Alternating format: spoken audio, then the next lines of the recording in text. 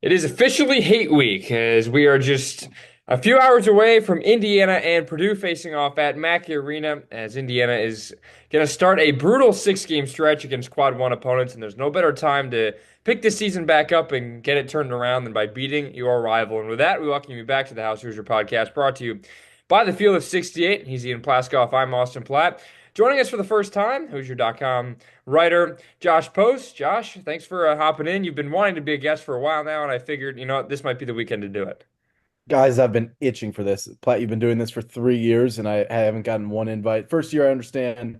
Second year, not so much. And we're here in January 30th, and I'm a little disappointed right now, but I'm here. I'm here. I'm happy to be here. That's the attitude. Last year, you literally could have, knocked my door down, and I probably would have let you on. But sometimes I it's just tried to. well, I clearly didn't hear you, or I was sleeping, one or the other. Anyways, Indiana's kind of it feels like they've been sleepwalking as of late, and Indiana fans are probably feel like they want to be sleepwalking considering the way the Hoosiers have played. But obviously, previewing Indiana and Purdue, the Hoosiers coming to this one after that brutal loss, the kind of just a backbreaker against Maryland at home on Sunday. It feels like a while ago now. While Purdue has essentially a full week off after they blew out Michigan on their home floor last Friday. Purdue is kind of right where we expected them to be, right towards the top of the Big Ten. And, obviously that home loss to Ohio State, which was puzzling. But it feels like, Josh, that they're kind of right where we expected them to be, kind of right towards the top of the Big Ten, as we're kind of at the halfway point of the Big Ten slate. Yeah, I mean, no one expected Purdue to be at the level they were with Zach Edey, but this is a perfect spot where they're in the post Zach Edey era. Trey Kaufman-Renn's playing really well. I think it's Wren, Lawyer, and Smith all averaging over, I believe it is, they are at over 14 points per game apiece. And all the guys like Camden Heide, Miles Colvin, those guys are the ones that keep this team together. So it's a really good Purdue team. Maybe not as good as the years past, but this team also has Big Ten aspirations. I mean, I knew that Purdue was going to be like you say your expectations at the beginning of the season. I knew Purdue was going to either meet or exceed those pretty easily. I mean, they brought back so much continuity. I mean, you lose Zach Edey, but you bring back like Braden Smith is one of the best players in the country. And we'll get into this more, but their team is going to run through Braden Smith and he delivers most of the time. And I mean, they've got the bench pieces. They've had guys take leaps from year one to year two, two to three, whatever it is.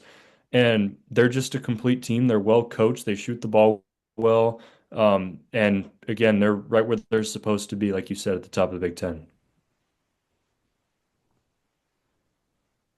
Let's kind of look into more of the matchup here and kind of where Indiana can maybe exploit some weaknesses. The loss of Jacobson obviously might loom large in a game like this, considering the way Indiana has played, especially with two bigs. If they kind of go to that, but not having a 10'3" guy in the middle. I mean, he's just 7'4", but it's Matt Painter, so the tallest guy in the world will probably get an offer to play at Purdue. But I guess Josh kind of with Umar Ballo and maybe we'll see Malik Reneau. He had to play against Maryland with the two big lineup that the Terps implement. But how much do you think Indiana will play Reneau and Ballo together and maybe try and get something? I know Coughlin Rent's having a pretty darn good season, 18 points in 30 minutes a game. I mean, he's averaging 18-6 and 2.5 assists, and he's shooting at 43% from beyond the arc, 60% from the field.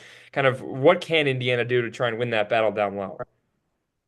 Yeah, Trey Kaufman-Renn's a matchup nightmare, but that doesn't take away the fact that Purdue has actually struggled in the rebounding category this year. Obviously, Indiana has had their issues in conference play, but I think Indiana can play that big game. They're not going to beat Purdue from the three-point line because Purdue's defense is really good. They average 8 steals per game. That's just because Braden Smith and Fletcher Lawyer, not Foster. I'm not in Davidson right now. I'm not in that mode right now.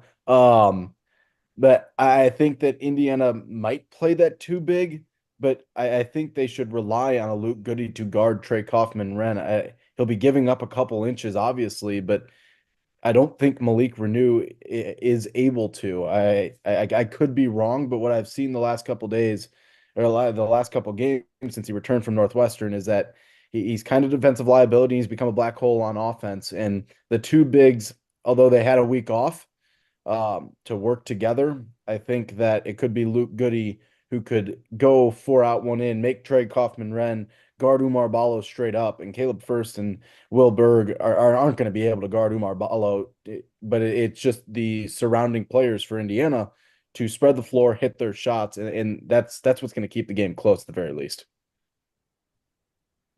I think I'm with you there. Spreading the floor is going to be really important for Purdue because they're a team, especially when Braden Smith controls everything, they're going to pass the ball, they're going to move you all around. You're going to have to be mobile to try and defend them. And also on the offensive end, they're quick to the ball. So you got to be working quickly. And when you have two bigs, especially with Renew, who's a guy that usually like kind of halts possessions when the ball hits his hand, you got to be able to keep him moving. And with Goody, he can play a little bit inside, not great. But with him on the perimeter, it's going to stretch the bigs out down low for Purdue. That should open up the floor for Ballo. So I'm with you there. I think I said this since Renew got hurt. I think he should be coming off the bench or at least in a different role, at least for the foreseeable future. You also got to make sure that Luke Goody is in that opposite corner of Umar Ballo. That's what happened in the Ohio State game, happened in the Northwestern game, a little bit in the Maryland game, and not so much. They place Goody in that opposite corner, so the double has to come from that weak side help, leaving Goody wide open. And he's made threes left and right in the last few games, especially in the last five since the calendar turned over to 2025. So Indiana's really got to play him on the weak side corner, and if it looks like he's just standing there, there is a reason for it. Braden Smith is playing like an all Big Ten first team guard. Came in as the Big Ten preseason player of the year, averaging 15 points, 9 assists, which is just ridiculous. A shade under 3 turnovers. He does everything right. I mean, he's averaging 15, 5, and 9, which is unheard of for a guard, even in a league like the Big Ten.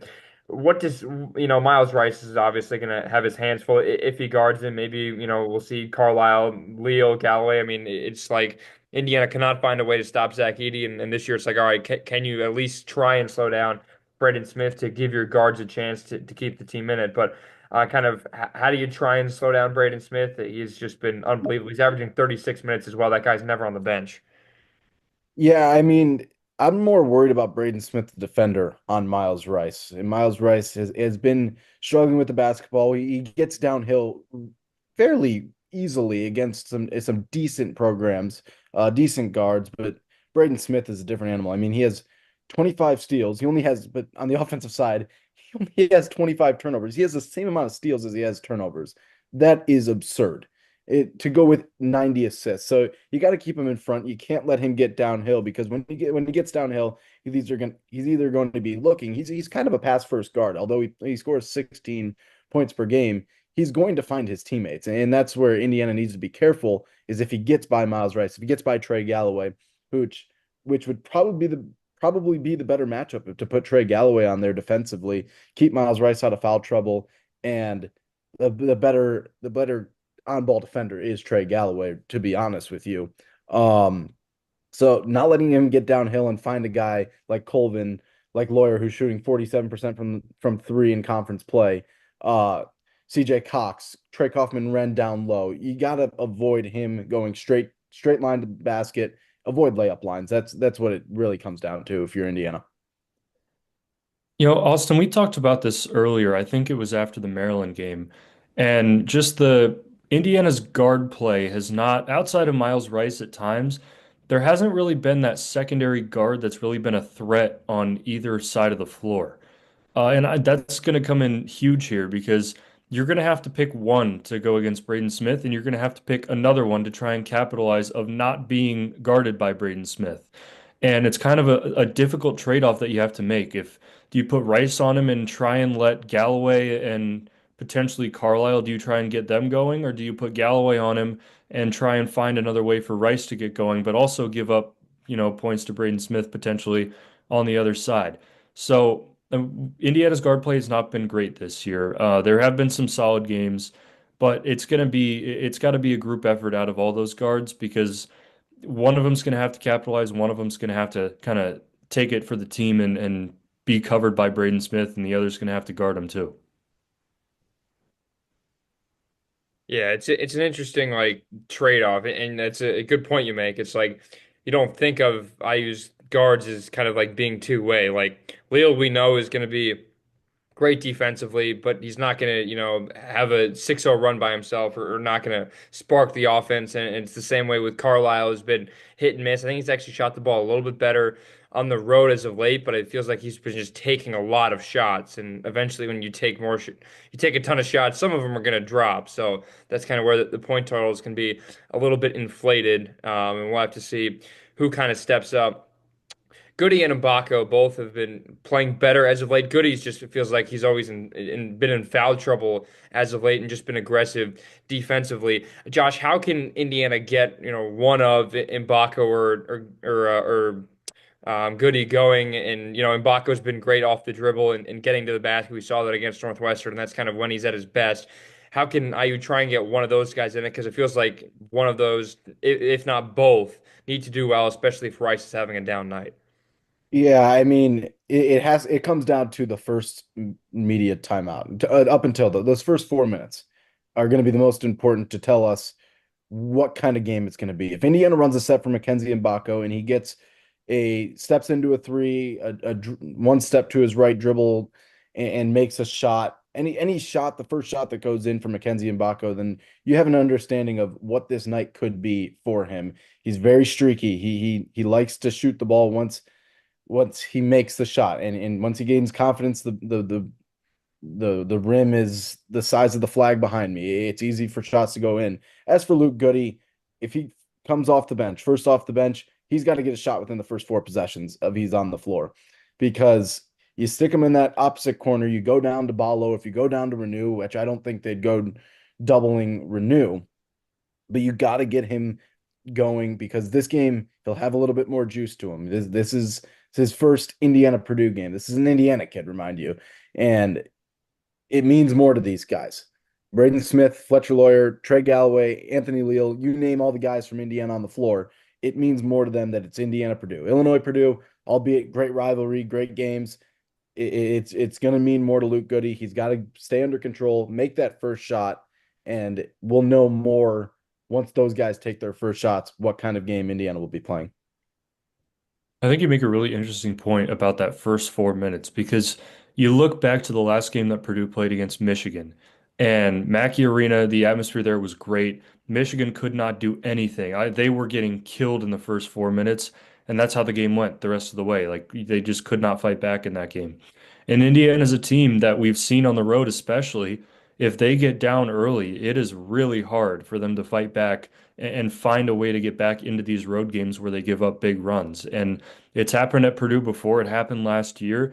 Now, 2 years ago with Jalen Hood-Schifino, that was just a pleasant surprise where he just was red hot and was able to weather the storm away. But especially the way that Indiana's been playing on the road, with the exception of Ohio State, I think it could be tough. In that first 4 minutes, you got to get guys seeing the ball go through. Because, like you said, confidence is really everything, especially in this game. Because there's always going to be a chip on the shoulder on both these guys, like you said, or on both these teams. But a chip on the shoulder doesn't really matter if you're not making shots. So that first 4 minutes is huge. I'm right with you there. And this Mackey Arena crowd is always tough, and it's gonna be quite the sight tomorrow or tonight. You'll see this t the day of. Mackey obviously will be kind of red hot for a game like this, and both teams have a long layoffs, and I'm curious how that might affect things. We've kind of seen when Indiana plays on the road this year, like if both teams are not having a good offensive night, that has favored IU. We saw that at the Palestra. Ohio State got off to a good start in Columbus, and then kind of teetered off, and Indiana didn't should have made enough shots down the stretch to hold on to that game in regulation. I'm curious how the layoff may affect both teams. I know everyone kind of gets this now week off, but this almost like bye week between games, and this is kind of Purdue's, and Indiana kind of gets a mini one essentially Sunday afternoon to Friday night. So I mean that's a solid 5 days right there. How do you think, Josh, that'll affect maybe the start of the game or just the total game flow? So we don't really know what Indiana did. But Matt Painter gave some insight today when during his media availability, saying He gave his team Saturday and Sunday off. They practiced Monday. I don't believe they practiced Tuesday, practiced yesterday or Wednesday and Thursday. He said he doesn't like 3 days of practices in preparation for a game. It's just too much for them. That's a sign of good coaching. At the same time, Indiana only has 5 days. It's not really luxurious where you have the entire weekend where you can give the team time off. I'm assuming Monday was off for the guys. Come in, treatment, but the game plan has to be in. There's no excuses for slow starts at this point. Last year, I was looking back at the play-by-play last year. It was actually in those final 5 minutes when Purdue pushed away. It's starting well and staying good. That's Indiana's problem all season long. We've seen consistency, consistency, consistency, consistency. You can start a game right or you can start a game wrong, but it has to stay. You can't let your determination, your prep go to the wayside in the first 5 minutes and find yourself in a 10-point hole. And it'll be interesting to see Indiana fresh legs, Malik Renew, an extra 5 days off to get healthy. So I'm excited to see what those first 5 minutes. I'm gonna just preach it until tip off and until you're gonna see my tweets from it. The first until the first media timeout, that first segment is so critical. The first and the last segment, that's where I'm gonna want to see Indiana to see where their effort is and see how they match up with one another. Austin, we keep going back to this every time. Full 40 minutes. Can they get the full 40 minutes? I think this is one where they need the full. I don't think they can get away with 37. I don't think they can get away with 35.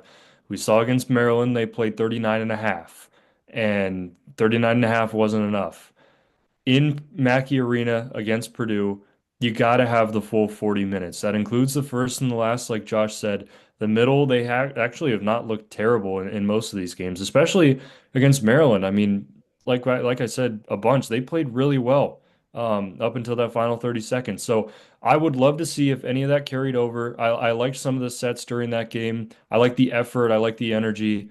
But of course, it's going to be different playing in front of 15,000 of your own fans versus 15,000 of your rivals' fans. So, yep, hot start, good finish.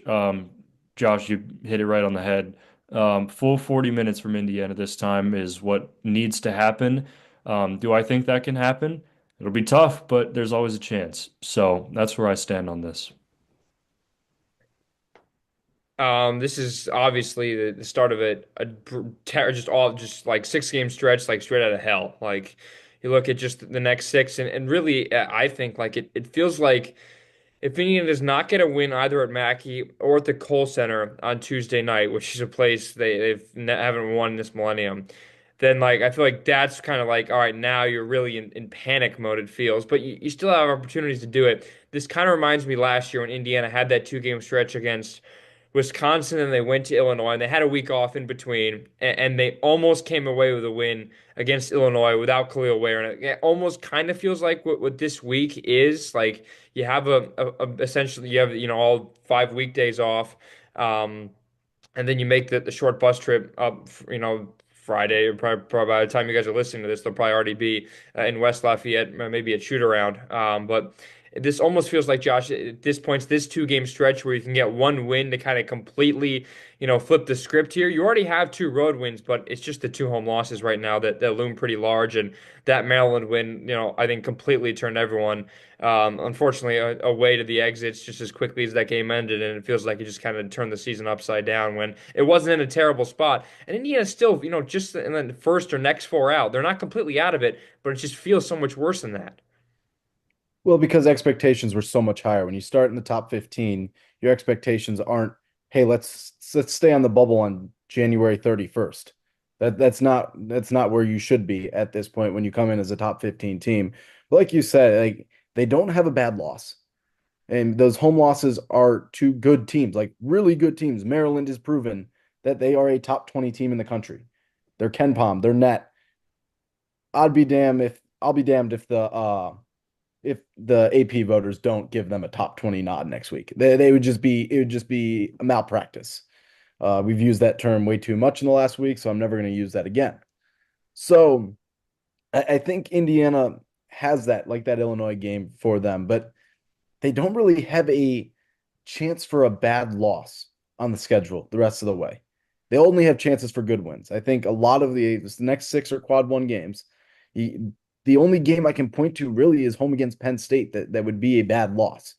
So you're not if you can clip Purdue, then your season's back on track. The season's on the brink. The bubble's almost popping. If nothing goes right these next two games and it's really bad, then the bubble's popped and everything goes haywire. But if you can play a competitive game against Purdue, maybe sneak out a win against Wisconsin, you never know. I mean, there's a lot of basketball to be played, guys. There's half a Big Ten schedule left. That's 10 games. So doom and gloom all you want on social media, but this season's not over. This team is good enough. Can they prove it for 40 minutes every night? Maybe, maybe not. But that's to be determined over the next 10 games, plus a Big Ten tournament game. A lot of basketball to be played. I'm not counting them out yet. You look at the next six, and you see a lot of people that are like, this is just, I don't see how they get out of this. Like, this is going to ruin the season. But you think about the other side of this, and that's six quad one win opportunities with five ranked opponents. That, I mean, granted, with the non-con and everything, all in inclusive, the net is and the Ken Palm are not necessarily favorable to Indiana. But these games are what can make the computer rankings favorable. Will they be tough to win? Absolutely. Will it take a lot to pull through and maybe get two wins out of these six against ranked opponents? For sure. But just looking at this schedule and saying, oh, we've got five ranked opponents in the next six games or whatever it is, and saying we're going to lose all five just because they're ranked and Indiana's not, that's not the way to think about that. It's a way to think, like you said, Josh, about how you can pick up a couple of quad one wins. You don't have to win all six. That would be great. But if you pick up two, that those are resume wins. Those are textbook resume wins in your schedule. Now, do you have to back that up on the back end of the schedule where you go out west and you play Washington and Oregon and you play Ohio State at home in the last game of the year? Yes, you do have to back that up. Those are must-win games. But if you really want to find the games that are going to turn your schedule around, of course they're going to be a challenge. That's why they're ranked opponents on the road. But you don't really get anywhere without being challenged. So that's what these next six are all about.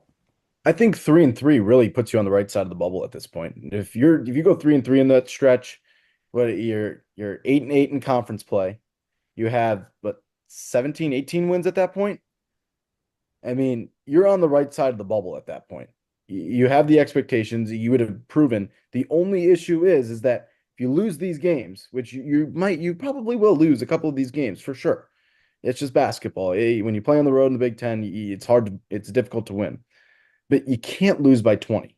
You can't lose by 25. You can't lose by 15. You got to win. You got to win that Maryland game.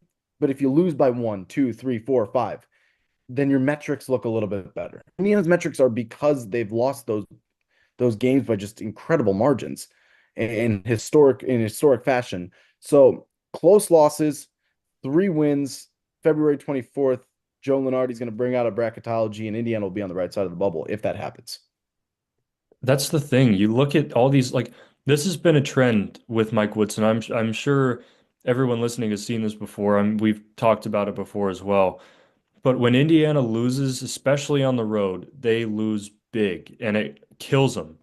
They give up these runs in the second half, and then you see the coaching staff just kind of sit down on the bench and let everything play out.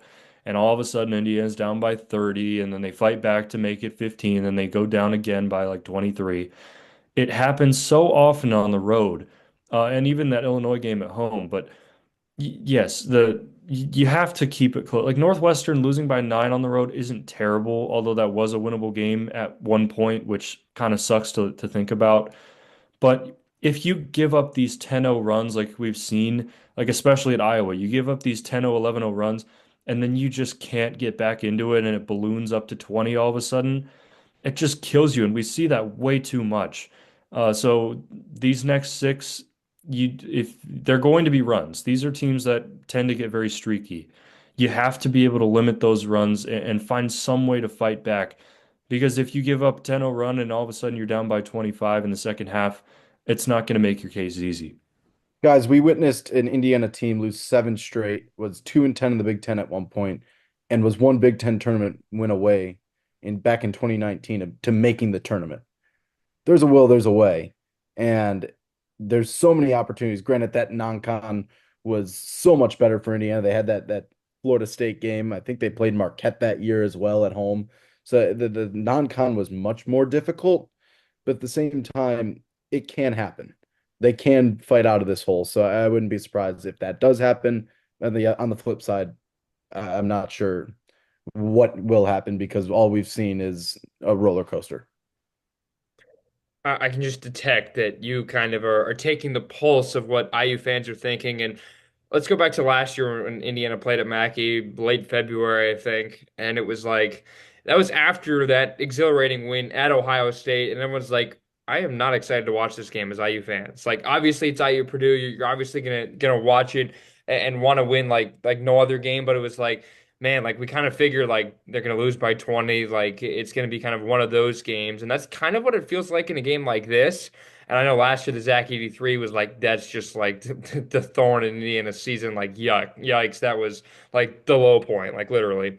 Um, but it kind of feels like it's the same mantra. Like you have a week off, essentially, and it's like, do IU fans are they really excited to watch this game? But it's Friday night, it's prime time. The answer is always going to be yes, and it's like. One win takes it from, you're in the next four out, first four out to like you're one of the first teams out come Monday morning. Like that's just the way it is. And it's 40 minutes can change your season. But it doesn't feel like people are saying that. And it feels like at least you ask IU fans, and you're right. It's just purely based on expectations and the fact that IU came to the year kind of 1A and 1B with Purdue in the Big Ten, and it's now just they've are completely like a few tiers below that. Yeah, I mean, Indiana Purdue is still college basketball's best rivalry, in my opinion. It doesn't need to be overhyped by a network, and that's my only statement on that. So Indiana Purdue every single time is going to be a primetime game, and it's not because it needs to be propped up. No matter the teams, what Purdue had last year versus what Indiana had, everyone's going to be excited. People might be pessimistic right now, and there's reason for it. I understand being pessimistic, but at the same time, like you said, Austin, and Ian, you've alluded to it too, is that his team is right there, right on the fringe. I don't remember, and obviously you were on campus, Platt, that 2021 season, people being so doom and gloom. Everybody had hope the entire way. They beat Purdue. Um, but even that game against Purdue, the end of the season, everybody had hope. People had hope. They were a bubble team. And I think people need to go in with not hope, not expecting to win, but really hopeful and see something that they haven't seen, which is 40 minutes of fight. Let's put it this way. I'll make this quick. Go in with the same confidence that you did that you were going to beat Purdue on the last day of the regular season in 2022, because you knew that win would have put you over the edge and put you into the tournament, not having to worry about sweating one out against a team like, well, it wouldn't have been Michigan because the seeding would have been different. But go in with the feeling that, all right, you can keep it close against Purdue instead of last year where it's like, oh crap, how many are we going to lose by? Let's just not get completely wiped off the floor and let's not lose by 30. And the Zach 83 made it felt like it was like a 30-point loss, but it was only 20, and that came after the game at Assembly Hall, where Indiana was down by like 25 at half, where it was really bad. So like, kind of find I don't want to say the happy medium, but people should go in with more with confidence closer to 2022 than we saw in the winter of 2024. In my 19 years of being around Indiana basketball fans, as much as we want to say this about all this optimism, like widespread optimism and hope, I like I have it myself. It just from the general fan base, I don't see that. Like this is one of the most, like you said, Josh, doom and gloom fan bases consistently. Like when Indiana's not at the top of the Big Ten or not ranked, like it's like the end of the world. Um, and we're seeing like people have already given up. People gave up after like what like that UNC Greensboro game and never watched games again. Like um Do I think that Indiana has a good chance to win this game at Purdue? No, I do not. But do I think Indiana could put up a good fight and am I excited to watch it? Absolutely. Um, my expectations are not necessarily high for the game, but I would love for them to be exceeded. So I would love to see more of that from the fan base, but I'm sure you guys feel the same way. In a general sense, that does not tend to be the case in these situations. It really hasn't. I mean, as far as back I can think, that 2016 team, obviously there was hope because they went they won the Big Ten. 2019 team, I don't think anybody really gave up on that team. They just didn't. I said it. It was one of those like cool things where they beat Michigan State, but I think they lost after that, and they lost two more games or something like that. And then they fought back in Assembly Hall. I remember being there against Rutgers. It was packed. They beat Michigan State at home. Somehow they swept Michigan State, and then in 2020 they beat the top five Iowa team twice. That was just bizarre. That's just the Archie Miller days. But um, he, the hope has just dwindled. And obviously, everybody sees, oh, that they're going to fire. Everybody thinks they're going to fire Mike Woodson. Well, he's the coach. It's January 31st. He's the coach. You're either going to rally behind him or you're not. And Luke Goody saying what he said, and I don't really mind what he said, to be honest with you, because people can't be jumping ship this quickly. This team is a bubble team. This team is a couple big wins away from being on the right side of the bubble, and you're going to be cheering for them in Dayton or wherever they end up in the NCAA tournament.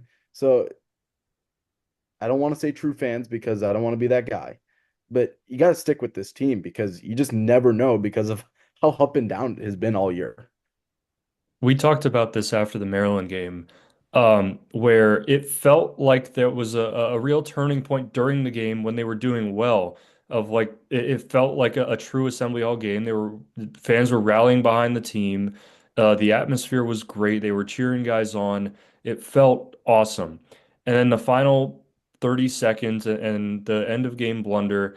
And then all you remember walking out of that place was fire Woodson chants, boos, everybody saying this team sucks and they're never going to watch again. And that felt like the tipping point for a lot of people. So um, I think this Purdue game is a way to win all those people back that were cheering during the Maryland game and then gave up at the very end. Like that was their last straw. Um, so you know how quickly Indiana basketball fans go back and forth on caring about the team, not caring about the team. They lose by one to Maryland, and if they beat Purdue at Mackey, that could be huge in getting that fan support back. Are they still going to boo Mike Woodson before every game? Yes, because that's just what happens now, I guess, which is annoying. But at least get some positive momentum going in the fan base. I think that I don't know if it's a meme or just a picture of someone holding an umbrella for the person on the other side of the bench said just because I'm mad at you doesn't mean I don't care. And that perfectly shows the Indiana fan base. That to me at least. Everyone still cares. The same amount of people will be talking about Indiana basketball tomorrow night as they were last week. There's no doubt about it. These people care. Indiana basketball has been about the fan base that cares no matter what. People might say they're not going to watch the game, but guess what they're going to be doing at 8 p.m. tonight? They're going to be watching Indiana basketball because that's just how it is. It's a way of life in the heartland. They say it before the games.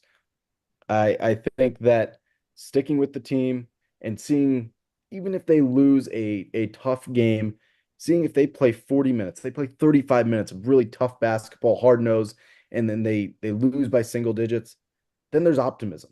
There's optimism going to Wisconsin, even though everybody knows Wisconsin is just brutal. I'm not even going to sugarcoat it. I haven't won there since the turn of the century, right, Platt? 98 or 99, I think. One of those two. My goodness. Good thing I've never gone to a game Even there I until wasn't alive then. I'm old as hell. And when you said you were 19, I was like, holy crap. I gotta stop growing up. Holy smokes. I'm like AARP at this point. get your own insurance, man. But I think this is a really good test for Indiana to see where they at, see where they're at. Is it the litmus test? Is that what it's called? That's what it is right now. If you're gonna stay close with Purdue, or you're gonna stay close with any team, and you come out firing, it's this one. tonight. That's kind of all that we should end it right there. I mean, that's the way this game should be viewed, and it really is. You get one of these two, and everything changes. And we know all the momentum the team had last year going into the Big Ten tournament with that four-game losing streak. Albeit it was to kind of salvage the program after, the news that McNeely decommitted and everyone wanted Woodson's head and all of that. That's kind of like where this six-game stretch is. Like you get two or three wins, like those are quad one wins, and there is no bad loss. At least the team you're playing, other than maybe UCLA at home, but because they're kind of been a weird team this year. But these next six games, it's like you keep all of them close, and you can get two of them. It's completely different, and then everyone's all in, and you have the same momentum going forward into an easier last four games of the year, where you should really be 3-1 and potentially 4-0 with those. I think those last four games: Penn State, Ohio State, and then Washington, Oregon. That West Coast trip squeezed in there. That's kind of like where it is. So, Josh, any final thoughts? Score prediction you want to throw one in there? I know you'll be at Mackey, Ian and I will not be. We'll be saving the gas miles and cheering on the Hoosiers from home. I'm not going to give a score prediction because I simply just do not know. I think the key for Indiana, and I'll be there, like you said, is keeping the Mackey crowd at bay. Ian, we were in Iowa City for the women's game. What did the women do? They did not let Carver get loud. It's going to be loud to start the game. Obviously, there's going to be IU sucks chants, all that jazz, and their cool intro. But during the game, you cannot allow them to go on that kill shot run. In Indiana, I think Evan Maya has it as they're the streakiest team. They allow kill shots like no other. They have kill shots like no other. They're up and down, up and down. The first 4 minutes, and then the middle eight. I've always talked about the middle eight. The last 4 minutes of the first half, the first 4 minutes of the second half. Indiana struggled to start halves this year. Can they go in and put put their foot on the gas and never let up in those 8 minute stretch? Because that's what killed them last year, and it's killed them in many games this year. It'll be very interesting to see. I'm excited to see Mackey Arena for the second time. There's not really much of a better venue outside of Assembly Hall. It's 1A, 1B. You can argue with the wall about anywhere else in the country in the Big Ten. It's going to be a great game. I'm very excited. 8 o'clock on Fox.